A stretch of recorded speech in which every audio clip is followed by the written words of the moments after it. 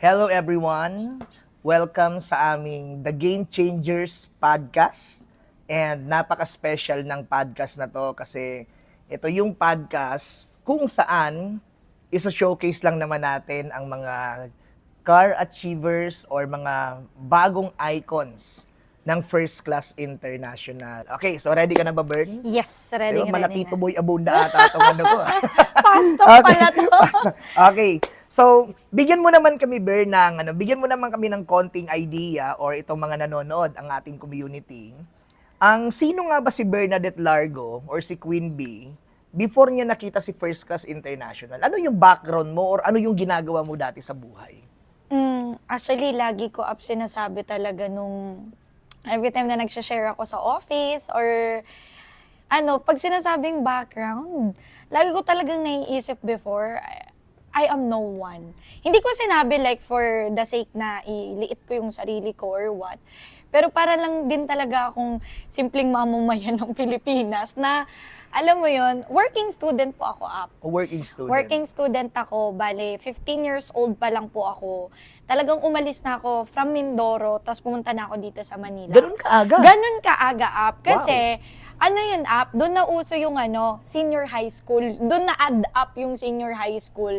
Na sabi ko, ayoko na sa probinsya namin na mag-aral pa. Kasi parang feeling ko, walang opportunity. Kaya sabi ko sa mama ko, ma, gusto ko mag-aral sa Manila. Sabi niya, magastos doon, dito ka na lang sa atin kasi less gastos. Sabi ko, ako manang bahala, magtatrabaho ako, kahit papasukin ko. Ayaw ng nanay ko, in other words. Pero dahil matigas ang ulo. Grabe, no? Oo. Pero in fairness, yung 15 years old, kumbaga ako, nag-start akong ang gumawa ng pera, college now kahit papano, ikaw 15 years old. 15 years old That's good. po. Kaya sabi ko, magsi-16 ako noon, parang Mhm. nun. Pero technically, 15 pa lang po ako noon. So, nagkaaway pa kami actually ng mother ko noon kasi para akong matigas ba ang ulo sa pamilya. Yung sa pamilya, kala mo matigas ang ulo na, pumunta ako sa Manila, to cut the long story short, kasama ko yung best friend ko. So, pumasok po ako una as a cashier. Cashier. Cashier po ako sa isang maliit na merchandiser na store. Tapos after nun, nalipat ako as waitress. Doon So, ako ibig sabihin, hindi lang pala isang Hindi, pagkakakita ng natry mo dati. Okay, Madami cashier. po. Cashier, tapos naging waitress ako sa restaurant. Tapos after that, nag-tutor din ako nag-uukay-ukay, nagpa-pageant, nag-freelance model. Talagang lahat ng racket na pwedeng pagkakitaan. Take note yung pinag-uusapan natin ngayon at the very young age. Yes. Okay, ano ba yung 15 to 19. Okay, ano ba yung mga pumapasok sa isip mo nung panahon na yun? Bakit gustong-gusto mo na talagang magkapera? Kasi usually yung mga 15 years old ngayon, naglalaro pa yan busy pa yan sa kung ano-anong anong nasa utak mo nung time na yun na 15 to 19 years old, talagang gigil ka ng kumita ng pera. Ano bang nasa isip mo nun? Alam mo, ngayon ko lang to i-share. Pero Game. ang ganda ng question mo. Mm. Kasi as a panganay, grabe talaga yung yung buhay namin ng family ko. To the point na nakikita ko yung nanay at tatay ko kung gaano sila kamiserable sa buhay nila. Oh. Na imaginein mo uuwi ako di ba dati sa probinsya, pagka elementary ka, whole day ang pasok mo Mhm. Di ba pag tanghali, uuwi ako, kakain ako ng tanghalian sa amin. Imagine mo uuwi ako ng tanghali, may kita ko yung, so, masishare ko talaga, no? Okay, it's okay. Masishare ko na, yung mother ko, lasing na lasing. Nasa sahig. Nakatulog na doon. Tapos nakaihi. Mhm. Tapos sabi ko, ma, ano ba yan? Ba't ka ganyan? Tapos umiiyak siya sa akin, sabi niya, nak, wag mo kaming gagayahin ng nanay at tatay mo. Na ganito kami, na miserable. Kasi nag-aaway sila Uuwi ako noon, tanda-tanda ako, uuwi ako sa school. Nagulat ako yung gamit namin nasa labas na ng bahay namin, nag-aaway sila. Alam mo yung normal na kwento Ganun na ka-intense, no? maladramatic na, ganun ako lumaki na sa yung childhood ko ganun ako lumaki sa pamilya. Kaya parang bata pa lang ako, elementary ako every single day. Hindi naman every single day, kumbaga madalas kung nakikita at nasusubaybayan na ganun yung nanay at tatay ko. Kaya parang gusto ko na agad up kumawala sa bahay namin. Okay. Gusto So, ko ng... parang since nakikita mo yung ganong situation, parang mas naging option mo na gusto mo na maging independent. Kasi ang gulo nga sa amin, sa loob ng Okay. tahanan. At alam ko, hindi lang ako yung ganon. Na kaya nga yung iba parang gusto na lang nila, nasa barkada na lang, nasa ganto na lang. Kasi nga yung nila, family is ganun yung buhay doon sa loob ng tahanan. Okay. Kaya parang sabi ko, yun nagdulot sa akin kung bakit bata pa lang ako, gusto ko na kumita, gusto ko na maging independent. Kasi Okay. ganung level ng So, based dun sa nabanggit mo kanina, nag-cashier ka, nag-waitress ka, ang dami mong ginawa. Pero aside from that, meron ka ba talagang planong karir? Or meron ka ba talagang target na karir sana na kung hindi mo nakita si FCI, yun sana sa yung ginagawa mo? Ano ba yun? Ay, ganda talaga ng mga question mo. Gustong gusto ko. Di, syempre, Ah, alam ko yung mga nakikinig at nanonood sa atin ngayon, curious sila, sino ba si Queen Bee? So ngayon lang siguro nila maririnig yan. Yes. Okay, sige. Ako- Ano yung dating ambisyon mo? Oo. Ako, very competitive ako pagdating pa lang sa school. Kasi simula elementary hanggang college, lagi po akong nasa honor or mataas lagi ang grades ko. So, ngayon, ang goal ko po nun, ang course ko Business Ad, major in Financial Management. Matatawa ka business siya, yes, pero ang goal ko magtrabaho ako sa any bank. Gusto ko yung thoughts na Okay. nagbibilang ako ng pera. Ganun yung gusto ko. Ang pangarap ko is magtrabaho ako sa bangko. Banking industry. Yes, banking industry. Kasi usually, yun po ang trabaho ng business ad, major in financial management. At ang pinaka-goal ko na company is yung Bangko Sentral ng Pilipinas. Oh. Gusto ko dun ayoko lang yun sa mga simpleng bank lang. Sa Gusto mga ko, malakihan na. Oo, gusto ko yung talaga nag-create ng pera. Yun yung pinaka-goal ko na parang sabi ko, basta siguro kahit mga 30,000 na salary, Pwede na. okay na yan. Parang Oo. feeling ko. Yun lang ang end goal ko. Yun lang yung pangarap ko.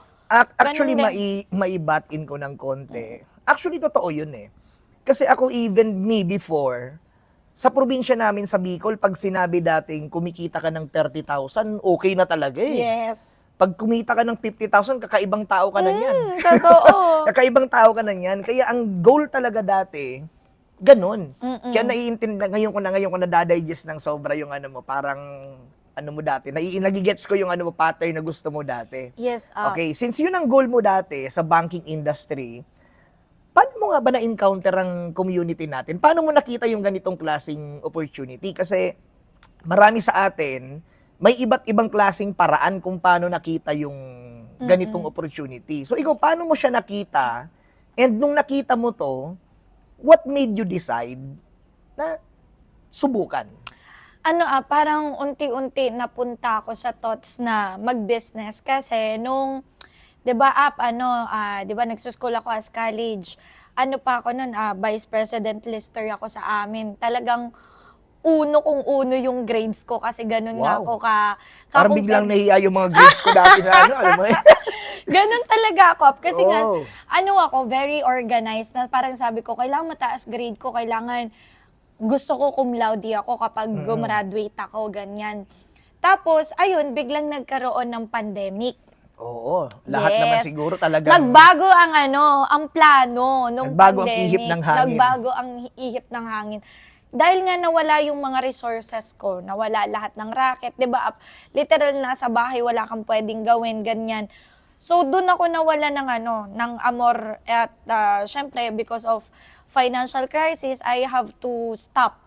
Kailangan ko talaga mag-stop mag-aral. So doon tumigil po ako ng pag-aaral. Tapos nung tumigil ako ng pag-aaral, bumalik ako sa probinsya namin.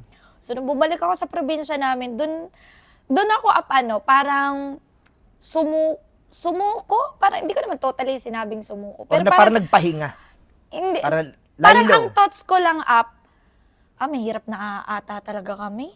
Oh. Parang may ganong Ibig level sabihin, sa akin. papunta ka na sa acceptance. Yes, Kasi kakapagod. 15 years old pa lang ako. Grabe na yung hassle ko. Pero bakit parang parang ang hirap pa din. Parang hindi sumasang-ayon sa akin. Kaya parang sabi ko, bakit ba kasi, gustong-gusto kong yumaman? Sabi kong gano'n.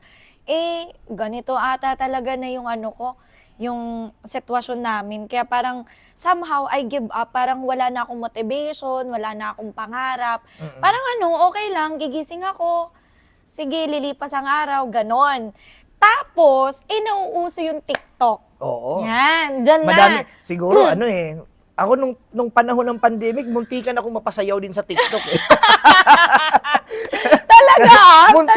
Muntikan na ako rin mapasayaw sa TikTok eh. Pero sige, tuloy mo. Ano yun sa TikTok? Nung nauso yung TikTok app, actually yung TikTok, ang laking niya, ang laking tulong niya. Kasi doon ako unti-unti parang may nakikita ako doon mga story ng mga tao na mahirap sila, tapos biglang share nila yung experience nila kung paano sila naging successful. Tapos parang, okay, nakaka-inspired. Nung una, sige, nakaka-inspired, pero scroll lang ako. Hindi ako nagtitake ng action, hindi ako nagde-decide. Pero parang yung universe, pinapakita niya ng pinapakita sa akin si TikTok. Parang, dahil kunwari, may nakita ako up na inspiring story. So, mapapatigil ako, i-heart ko, magko-comment ako,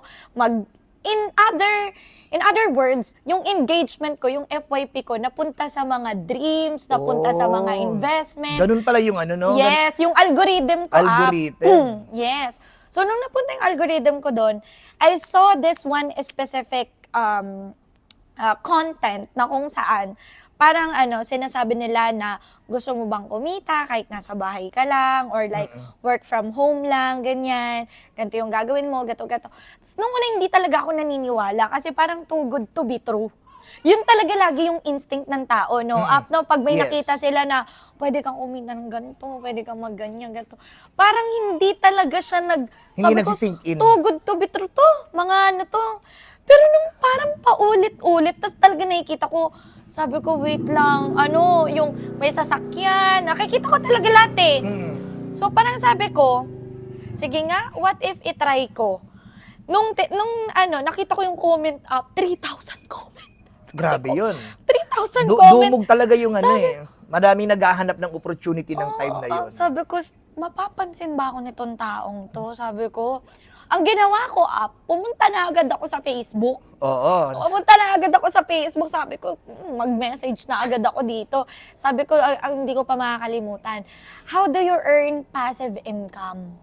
Kasi nung sinearch ko yung word na passive income, hindi ako aware sa word na passive income. Parang first time mo lang din First time ko marinig yung term na Oh. passive income. Take note nag-aaral ako ng business ad. Major in financial management. Pero never kong nakasalamuha yung word na passive income. Na pwede kang kumita kahit wala kang ginagawa. Parang music in my ears yun. Sabi ko, paano yun? Pwede ba yun? Pwedeng kumita ng walang ginagawa. Pwede ba yun? So, nag-comment ako, nag-chat ako, 1 week bago ako ma-replyan. Oo. Tapos, alam mo, Pasalamatan mo naman yung taong nag-reply sa'yo. kaya naman. Nanonood yan ngayon. Si Mentor Michael Jobet Viado, 1 week up. Tapos, hindi niya pa ako nun mapapansin kung hindi pa ako nag-comment sa isa sa mga post niya sa Facebook. So, hindi niya ako napansin because of, dahil nakita niya siguro sa message. Kundi talagang tinatadtad ko ng heart yung mga Ibig post niya. sabihin, sa ganung klaseng action, ibig sabihin, aggressive ka talaga na gusto mong, ano ba yan? Opo. Paano ba yan? Mm-mm. Okay. Gusto ko talaga matuto, kaya kinukulit ko talaga. Hello po, nag-message po ako sa inyo. Ganun ang mga comment ko up dun sa mga latest post niya. Tapos nakikita ko yung FCI nun, talagang bulto yung Sabi ko, bakit ang dami naman pera ng na. Kasi ganun mga yung sales nun, Oo. production, million per week. Sabi ko, anong mga negosyo na itong mga to? Ba't mga milyones? Curious ka, no? Yun, ganun Okay. ako. Doon ko na-meet ang First Class International. Ngayon, kasi marami sa nanonood ngayon, maybe nakita mo din sa TikTok, sa FB, or kung saan mo man nakita ang FCI. Ngayon, i-pass forward natin ng konti. Nung nakita mo siya, at naintindihan mo siya, ano yung parang pinaka-reason bakit nag-decide kang mag-try? Kasi sabi mo kanina, parang hopeless ka na walang pera kasi pandemic. Kasi kadalasan sa mga taong nakikinig sa atin ngayon or nakakakita ng business na to, gusto naman talaga nila. Maganda naman talaga, i-inspire naman talaga, pero nandun kasi yung point na pag nakita ng may puhunan, doon umaatras. Yung pag nakita, ay may bayad, ay may investment pala, may puhunan pala, umaayaw. So ikaw, since nasabi mo kaninang hopeless ka, wala kang pera, tapos nung nakita mo may puhunan, bakit ka tumuloy? Gandang question yun, Apa. Siguro ang kulang lang dun sa mga taong na-inspired sila ganyan is yung mindset talaga. When I say mindset, kasi ako, nung in-explain sa akin yung business, nagkaroon ako ng hope ulit. At yung hope na yun, sobrang strong na to the point na hindi ko tinitingnan kung ano yung ilalabas kong pera. Ang tinitingnan ko, ano yung kayang ibigay na future sa akin nito. So, kaya nung nakita ko po siya, 'di ba, in-explain sa akin ganyan. Bakit ako nag-decide? Una yung mindset ko kasi noon, maliwanag sa akin na when I say business, there's money involved. Yes.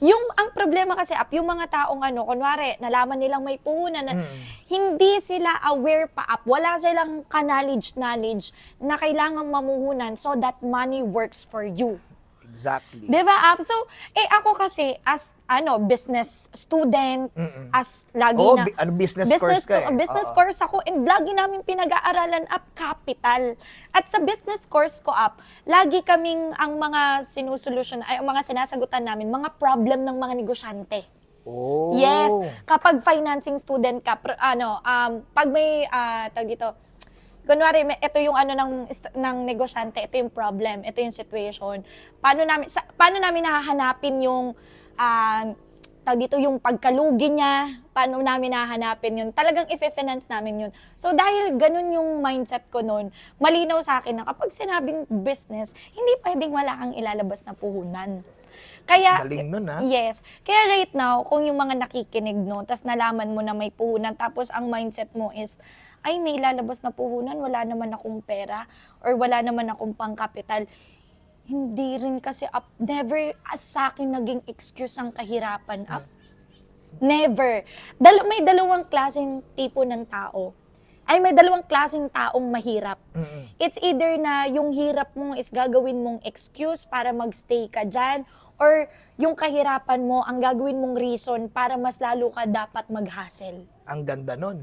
Yun kasi yun, Ang ganda nun. Kumbaga, sana naintindihan mabuti sana maintindihan. Kasi marami sa tao minsan, yung kahirapan parang pinapanindigan na. Yung parang tinanggap mo na ito talaga ako. Mahirap ito talaga. lang kami, wala akong pera dyan. Dyan. Pero yung mindset mo, Bern, na ginawa mo siyang motivation instead na maging hopeless ka, bihira yung nagkakaroon ng gano'n na mindset. Then, that's good.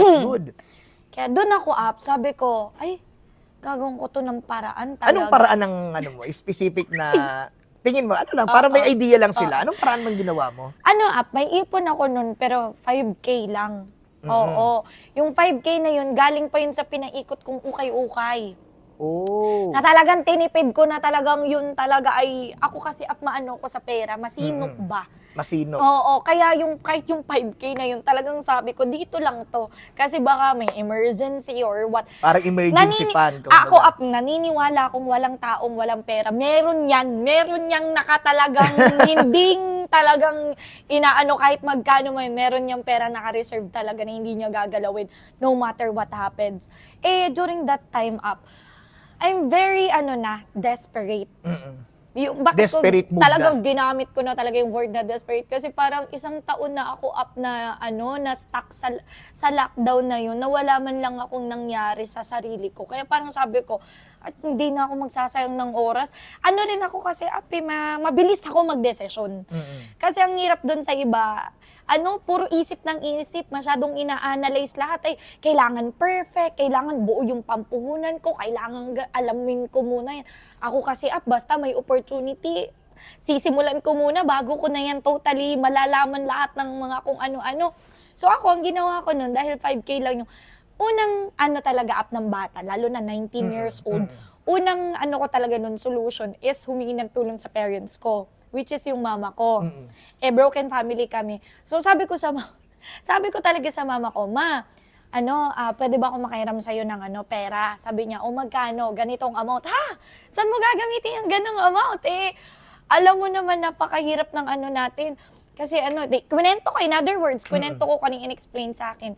Na-discourage ako, Alam mo yun?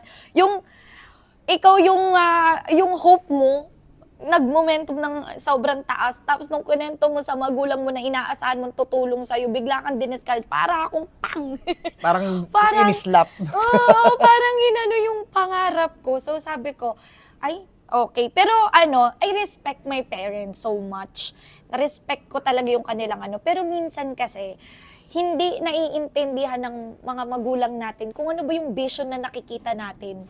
Na at saka hindi naman sila yung nakakita ng opportunity, hindi rin sila yung nakarinig nung explanation, hindi rin sila, wala silang alam. So kapag ikaw nag-ask ka ng sa kanila, hindi medyo magkakaanuhan kayo. Kasi madaming ganyang kabataan right now na kahit nasa 20 pataas na nag-a-ask pa rin ng permission, wala namang masama.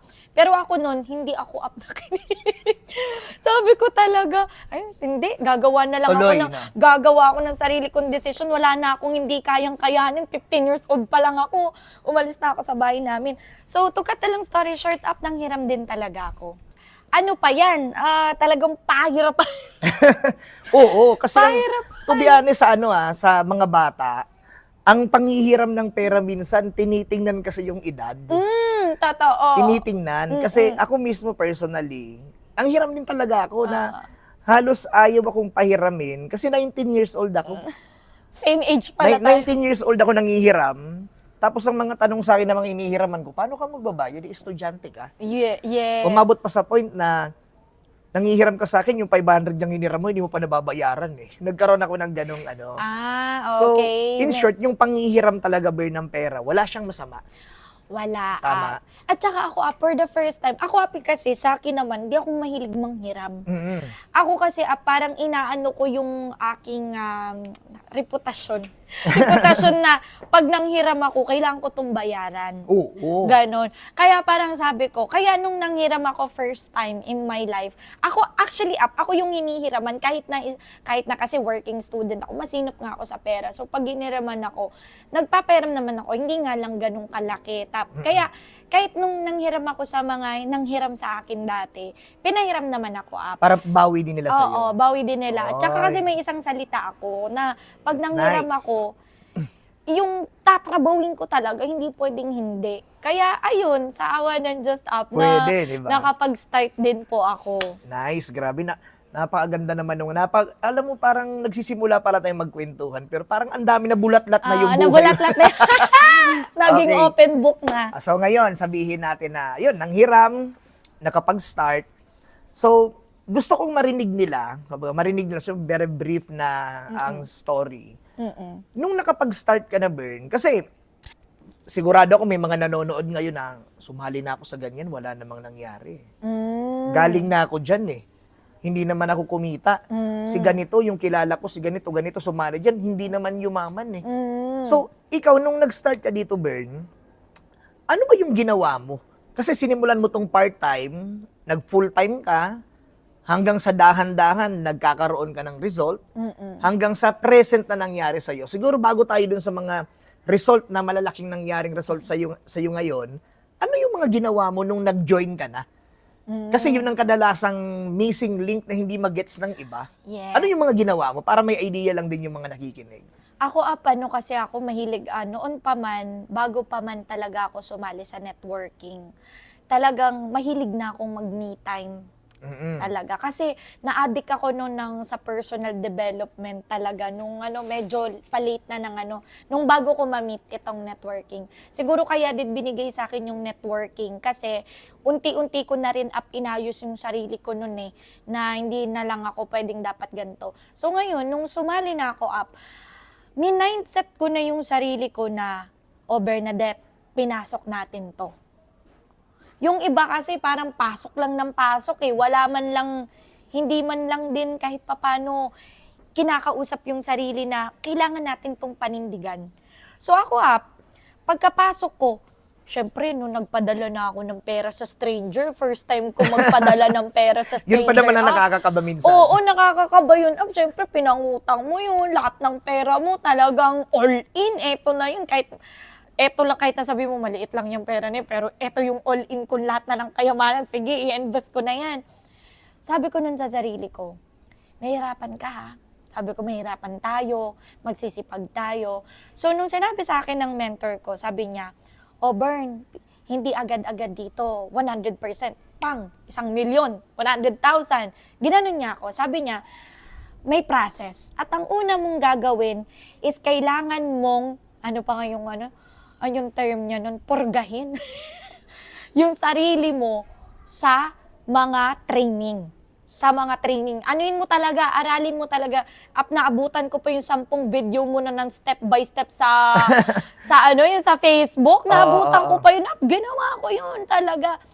So, ang ginawa ko nun, first step up, talagang binugbog ko yung sarili ko ng training. Kasi sa probinsya, di ba 7 p.m. pa lang, tulog ka na dapat. Yung training natin ng blueprint nun, 10 o'clock p.m. Oo, yun ang pagsisimula talaga. Grabe, nakakailang kape ako nun. Talagang antok. Nauhuli ko yung sarili kong gumagano na ako sa pagtitraining, pero hindi ko yun pininda. Talagang isang buwan up. Wala akong ibang ginawa, kundi, tsaka apply. Apply agad up. Ito tinuro, apply, gawa. Training, gawa, training, trabaho, training, gawa, training, trabaho. Kaya isang buwan pa lang ako, nun may direct na ako. Wow. Yun dapat. Ganun dapat. Pati ako, makulit ako sa mentor ko. As in, ang kulit ko. Ito na po, nagawa ko na po ito. Ano na po ang next? O gawa ulit. O ano na po ang next? O ito daw yung dapat kong ipakausap. O ito na. O nakagawa na ako ng GC. O ito na. Talagang, ako hindi ako All yung out. hindi yung tipong isang buwan, hindi pa rin tapos yung training. Ako, 1 linggo, wala pa 1 linggo, tapos na yan. Tapos anong gagawin? Magpo-post sa Facebook. Naka-10 post na agad ako sa Facebook. Copy-paste, go! Gawa ng content sa TikTok. Tapos na yan. Talagang mabilis ako up to So, trabaho. ganun mo siya sinimulan Excuse me. nung part-time ka. Tama.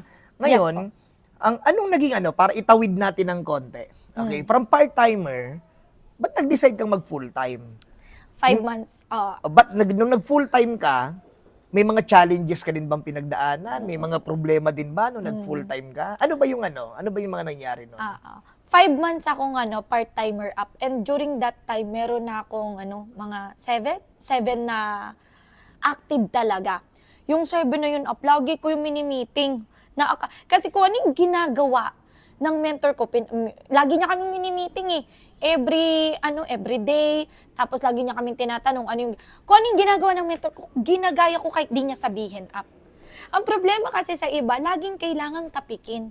Laging kailangang, hindi na sa'yo pwedeng ituro kung ano yung obvious. Yes. Diba? Kaya ako rin naging mabilis kasi obvious na yan o gagawin ko na. So ngayon, to cut na lang story short, sabi ko dun sa mga member ko, magde-decide na ako mag-full-time. Kaya ako nag-decide up mag-full-time. Kasi ang saya-saya yung tingnan nun sa Bataan. Yung mga banding. Doon talaga ako na-hook. Nung nakita ko kayo sa Bataan nag-post, tapos para kayo nagpapalaro, tapos ang saya ng mga pictures, tawanan, kainan, inuman, tapos nasa beach kayong lahat. Parang ang saya-saya nyo talaga.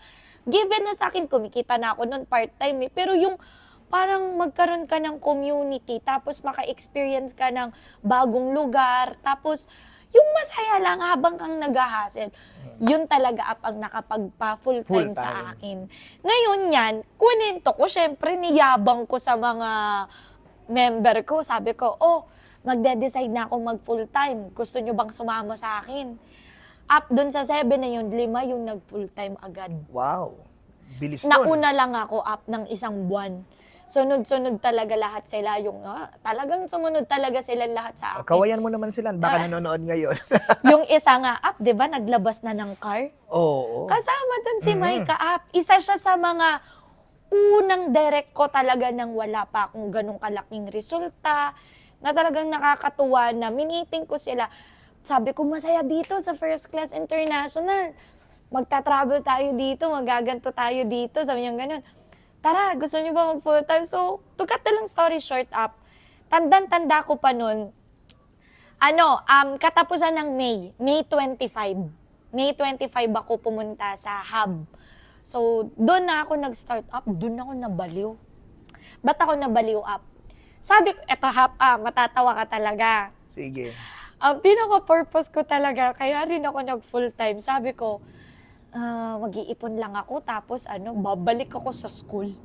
Yan ang aking thinking. Short-term goal. Yes, short-term lang up din yung pag full-time ko. Tsaka parang sabi ko lang, gusto ko lang din maranasan mag-travel. Yun lang talaga pang goal ko. Kaso nabaliw ako pagkarating ko pa lang dito. Di ba, kunwari ngayon ako dumating. Kinagabihan, may hub tour. Hub tour. Pagka-hub tour ko, binigyan nila ako ng tips. Binigay nila sa akin yung mga, background.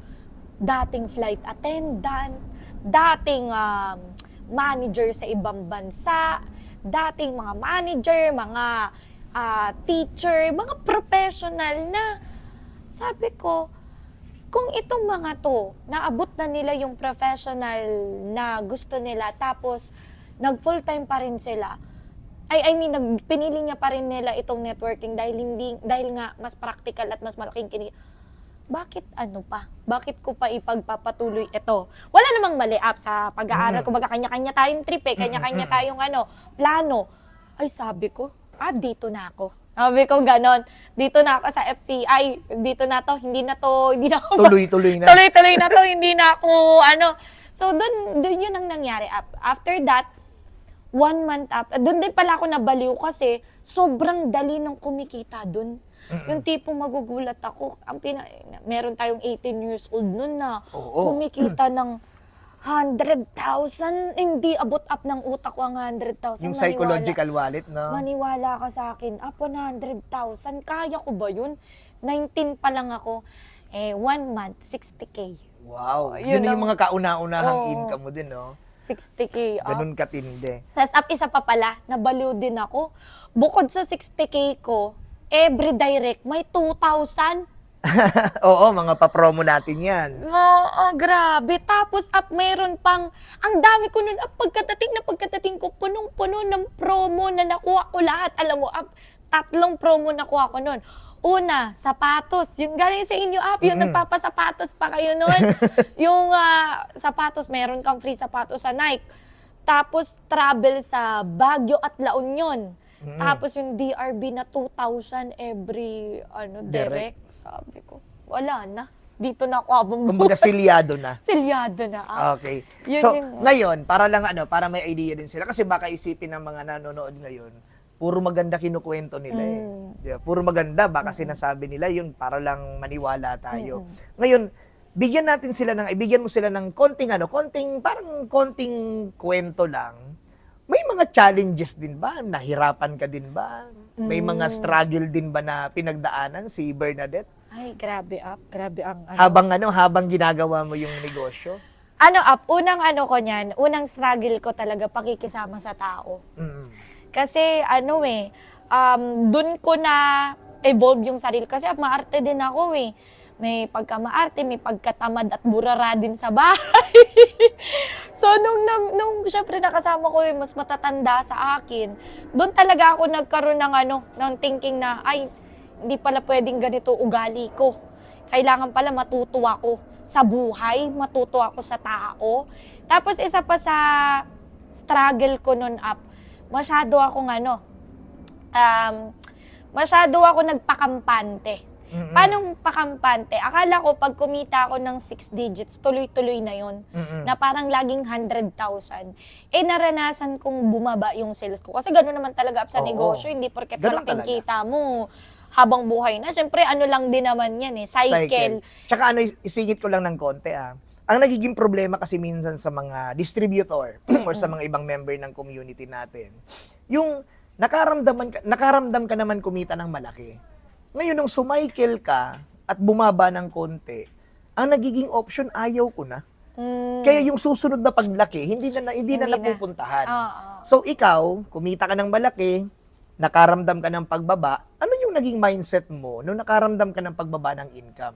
In-expect mo ba na lalaki ulit? Or ano bang naging nakasunod? Ang mindset kasi pala, pag kumita ka ng first 6 digits mo sa isang buwan, ang mindset pala talaga is nakakampante. Na parang, di na nag-hustle, hindi na siya nag-hustle gaya nung hustle niya nung hindi pa siya kumikita ng 6 digits. Okay. Kaya ako, sinisi ko sarili ko up.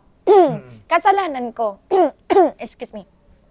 Kasalanan ko kung bakit hindi ako kumita ulit ng ganun kasi nagpabaya ako, naging tamad na ako, hindi na ganun ka grabe yung hustle ko gaya nung nag-goal ako ng 6 digits.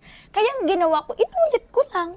Trinabaho mo Sinipagon ko lang ulit, Sinipagan. inorganize ko ulit. Ganun lang naman, ape. Paulit-ulit. Hindi mo naman kailangan porket nag-ano ka na agad. Yung iba kasi nag-i-emotion pa eh. Masyado pang dinadama yung emotions, yung drama na, ala, bakit na lumiit na yung income ako kasi hindi, trabaho ulit. Ano ulit? Hataw ulit. Ganun lang. Tapos after nun, bulusok ulit. Yun. Hindi ko nahayaan yung sarili ko mapunta ulit at mapadpad ulit doon sa ganong setup na dumating akong bumaba ulit. Yun. Exactly. Okay, so ito na yung pinaka-exciting part ngayon. Kasi nakwento na natin background mo, paano nag-start, struggle. Ngayon, ano yung mga sabihin natin na ano yung mga resulta na nakuha mo simula sa mga maliliit hanggang sa pinaka-latest na resulta na nangyari sa'yo? Ano ba yung mga nangyari sa'yo? Kasi siguro napaka-obvious naman na yung nasa likod. Napaka-obvious naman. Blossom. Di po yan Zoom background Ano to? So napaka-obvious naman. So before natin siya maikwento ito, ano muna yung mga naging unang achievement mo before you reach your present result na meron ngayon? Para may idea din sila. Ako talaga, pinaka-first result ko nun is yung kumita talaga ng 100,000, 120,000. Alam mo, mangyak-ngyak pa ako nun. Kasi, promise talaga. Alam mo, kasi ngayon sa atin kasi parang normal na eh.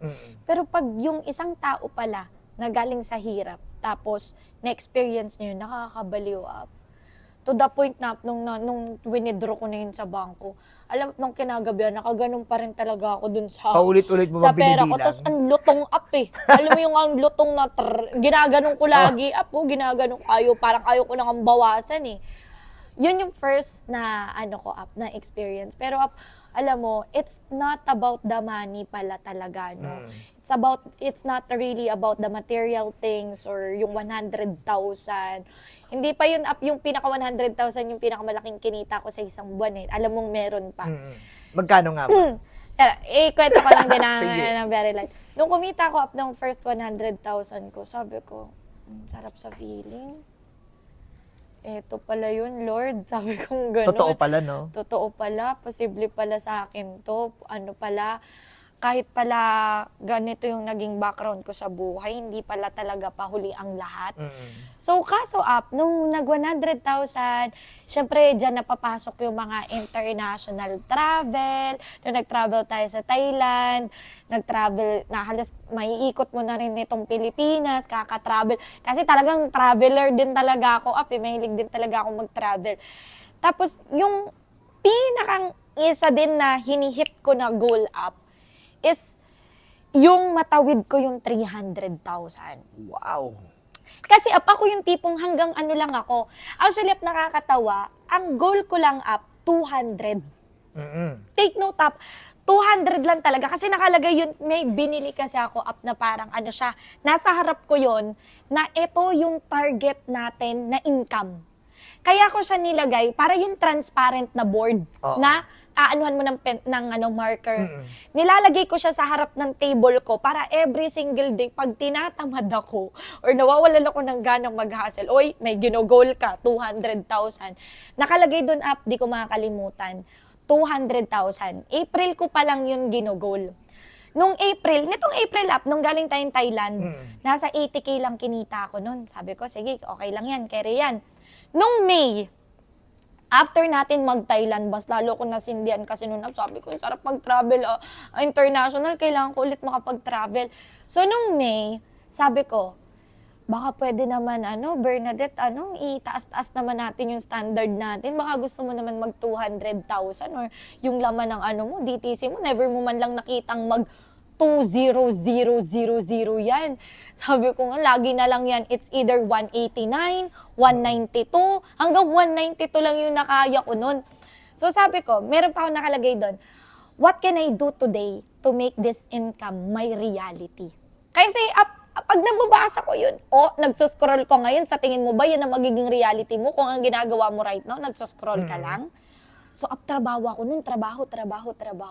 Mangiyak-ngiyak ako nun kasi May 15 pa lang nun, nag-viral sa TikTok yun eh.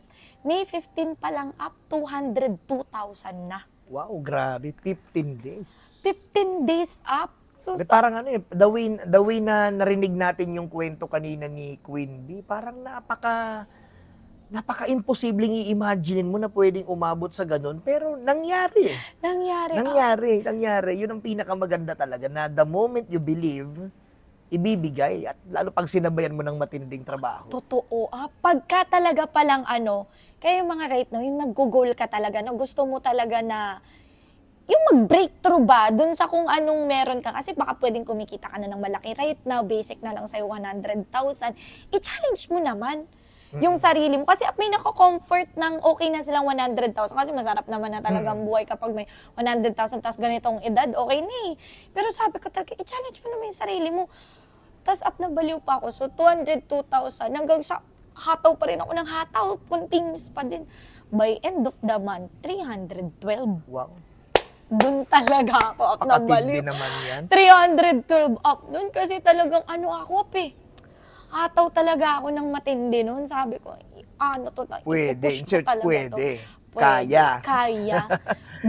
Kaya doon na naging posible sa akin umabot na, okay. Pwede. Pwede pala. Kaya ngayon, na-excite ako. Gusto ko na naman ulit i-challenge yung sarili ko. Kayang-kaya. Sabi ko, 500,000? Go! Parang gumaganon ako, Kaya doon na din na si Blossom. Anong pangalan ulit? Si Blossom, ayan. Parang pag narinig ko yung Blossom, Powerpuff Girls yung naalala ko. Blossom, Ikwento mo naman, kasi obvious naman nakikita nila, tapos nakita naman nila yung Carreville, umingay ng matindi sa social media. Yes. Kumbaga, ano bang pakiramdam na dati yung background mo, ganun katindi yung pinagdaanan. Tapos ngayon, you're driving your own car, living independently, and totally, nag-change na yung status mo sa lipunan eh. Ano ba yung pakiramdam ng pagkaroon ng first car na trinabaho mo din talaga? Apala mo ba nung nirelease ko to, siguro mga 1 oras o 2 oras ako sa parking. Wala akong pakialam kung maubos yung gas nito ni Blossom talaga. Ninanam na mo yung amoy kahit ng nandun lang talaga ako. sakyan, no? Talagang nag-flashback sa akin lahat ng pinagdaanan ko sa buhay, sa network, wow, for the cry! Sabi ko nung nakaupo ako nun sa kay Blossom, sabi ko, para siyang, nung mag-isa na lang ako, nag-flashback talaga sa akin lahat ng ng hirap, ng pagod. Kasi may mga times din talaga, aaminin ko, na parang napapa-question na rin ako sa sarili ko, lalo na pag sinusubok ka ng tadhana na talagang lahat ng problema binagsak sa'yo, lahat ng heartaches, traumas, pag-iwan sa'yo ng mga tao and everything, lahat ng sakit and pain, sacrifices, lahat yun nag-flashback. Tapos napasabi ako sa sarili ko, worth it. Yun yung pakiramdam ko na hindi pala yun about the car. It's about ano yung naging ikaw para mo to ma-deserve. Yes, Kaya exactly. po, hinahangaan din nga kita, mo naman, Seram, napaka-pogi na. Ano yung mo, pinagdaanan mo? Anong level of sacrifices? Anong level of hard work, pain, in order for you to have that kind of car? Kaya sabi ko, si Blossom pala, every time pala tayo dito, lumalabas tayo ng car, kaya pala hinahangaan yung mga taong yun. Dahil grabe din talaga yung itinawid nila. Hindi lang siya for the sake magmayabang ka na, uy, may car na ako, may car na. Hindi Ano ka? Naitawid mo, ang dami mong nangyari sa'yo na malakas ka, kang tao. Masipag kang tao, malakas ka, kinaya mo lahat-lahat ng Yun up, kaya parang lahat nag-uumapaw up ng Sulit, no? gratefulness. Oo, grabe yung iyak ko nun. Sabi ko, oh, finally, we have a car. Sabi ko Yes. ganun.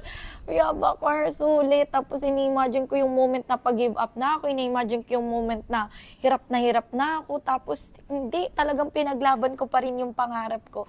And the moment na pinaglaban mo, pinaglaban, itinawid, eventually, makukuha mo rin pala talaga lahat ng Yes. gino-goals mo. Ganun And up. actually sa mga especially sa mga nag-goal pa lang magkaroon talaga ng first car, to tell you honestly, it's not always about the car.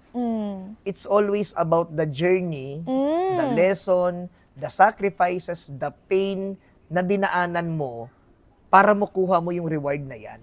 Kaya nga ito, naisipan namin tong podcast na ganito, na dapat sa Zoom lang yung podcast natin pero parang sabi ko, mas maganda siguro live.